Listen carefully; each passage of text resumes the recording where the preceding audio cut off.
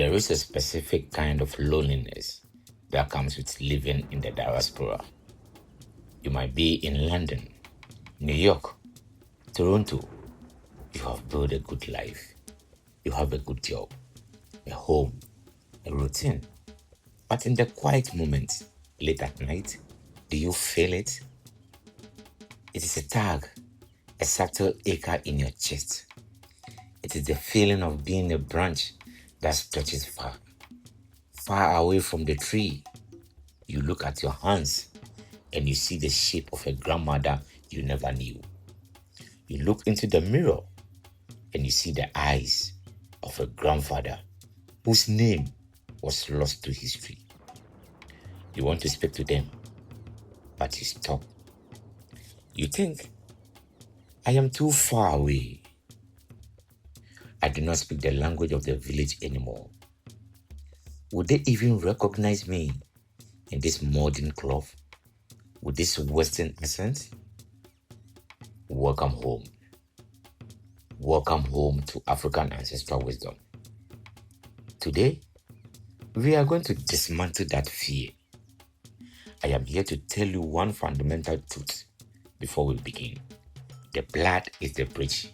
You do not need a plane ticket to Ghana, Nigeria, or to the rest of West Africa or Africa to connect. You carry the portal inside your DNA. Today, I will teach you how to open it. Before we talk about how, we must talk about fear. I know many of you watching are Christians or Muslims. You have been told that speaking to ancestors is evil, that it opens doors to darkness.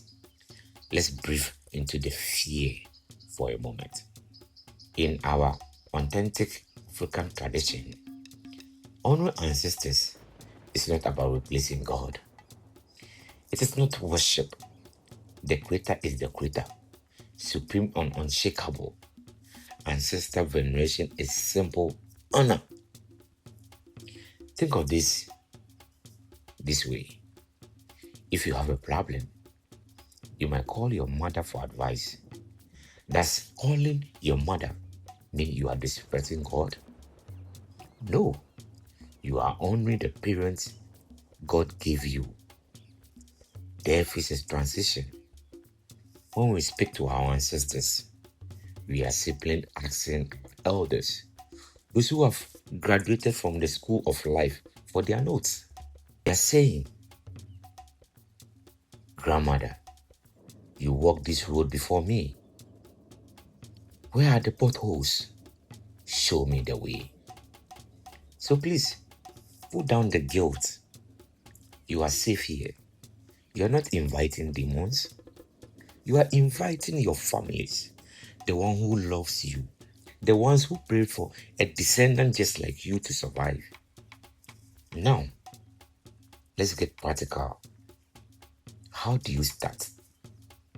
I see many beginners on social media thinking they need expensive startup, imported gin, or complicated beats to start. That is not true. In fact, for diaspora, I recommend starting with the basics. Watch my video on how to create an altar, and this will help. Why water? In our tradition, water cools the spirit. Some of our ancestors passed in trauma. Some passed in the heat of slavery or war. When we offer water, we are saying, cool down, be at peace, come to me gently. Many of you worry about language. I don't speak Twi, I don't speak Yoruba, I don't speak Swahili, I don't speak Ewe, I don't speak Dan. Listen to me. They understand the language of your heart. Your intentions translate everything. Here's a simple script you can use tonight. You can write this down. First, when you are going to the altar, knock. Knock on the surface 3 times.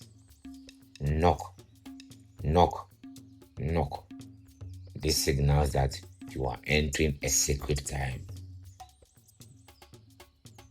Second, the self-identification. And here is very, very important. You say, I am. Then you mention your name. Daughter of mother, which is your mother or your father. I stand here at the foot of your branches. Third, the invitation. This is the crucial point, or this is the crucial step, the invitation. You must set boundaries and say this clearly. I invite my benevolent ancestors, those of the highest light, those who wish me well, those who died in peace, and those who need peace. I invite you to come and drink this water. Now just talk. Treat them like a grandparent who has been away on a long trip. Say, grandmother, I am living in America now. I am living the rest of the world. It is cold here. I work hard, but I am trying. Let them understand your struggle by telling them, I feel lonely. I need help with my children. I need protection in my job. Do not use fancy poetic words. Use your words. Pour your heart out. They have been waiting to hear your voice for a long time. You have spoken. Now, you must learn the art of listening. In the West, we are used to loud answers, instant messages, notifications. Ancestors really shout? No, they whisper. After you pray, sit in silence for 5 minutes. Just breathe and pay attention to your body. Do you feel a sudden warmth, a chill, a tingling on your hands? That is often a sign of presence. Your emotions. Do you suddenly feel like crying? Or sudden wave of joy? That is them touching your emotional body. Your dreams. Tonight, keep a notebook by your bed. The connection often opens fully when your conscious mind goes to sleep. Let's do the 7-day challenge. Here is my task for you. For the next 7 days, refresh that water every morning. Speak to them for 5 minutes. That is all. Don't ask for money. Don't ask for miracles yet. Just build the relationship. Just say, hello.